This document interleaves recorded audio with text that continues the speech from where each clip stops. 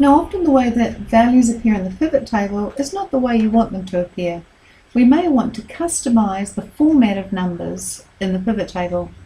So to do this, I'm going to click on Total Actual, go into Value Field Settings, and work with Number Format.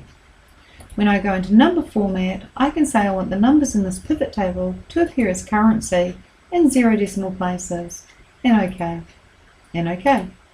Straight away I can see total actual values now appear as currency with 0 decimal places. And I'm going to repeat that for total target.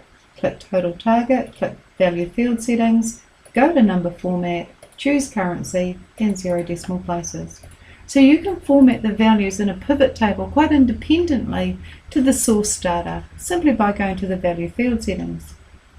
Another thing we can do in the Value Field Settings, besides changing the number format and changing the name, if I go back into Total Actual Value Field Settings, is to change the function.